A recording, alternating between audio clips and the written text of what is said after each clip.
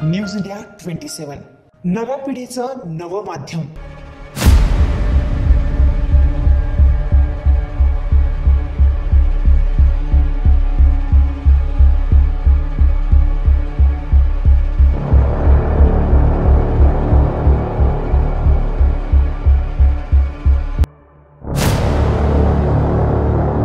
विंचूर परिसरात मुरुम माफियांचा कहर। विंचूर विठ्ठलवाडी शिवारात मुरुम माफियांनी बेकायदेशीर उत्खननाचे थैमान घातले आहे।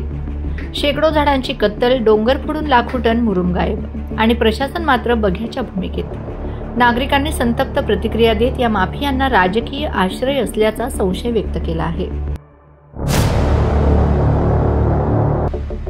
शासनाची कोट्यावधींची रॉयल्टी बुडवणारे माफिया अधिकारी मात्र गप्प।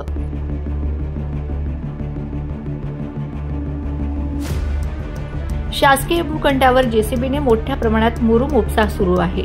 रात्रीतून 15 ते 20 डंपर भरून मुरुम वाहतूक केली जात असून शासनाच्या महसुलाला कोट्यावधींचा तडा बसत आहे। नागरिकांनी वारंवार तक्रारी करूनही महसूल आणि पोलीस विभागाने कोणतीही ठोस कारवाई केलेली नाही। डोंगर फोडले, झाडांची कत्तल, मुरुम माफियांचे निर्भय थैमान।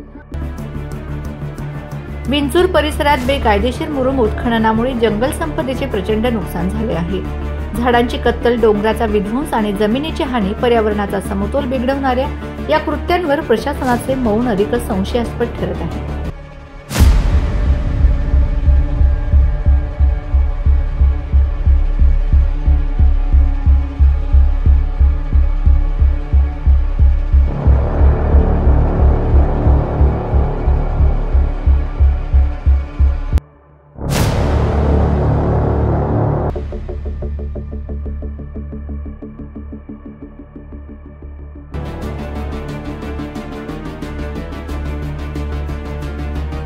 तहसीलदार आणि प्रांत अधिकाऱ्यांना वारंवार तक्रारी करूनही कुठलीही कारवाई नाही। पोलीस आणि महसूल यंत्रणेच्या निष्क्रियतेमुळे नागरिकांमध्ये तीव्र नाराजी।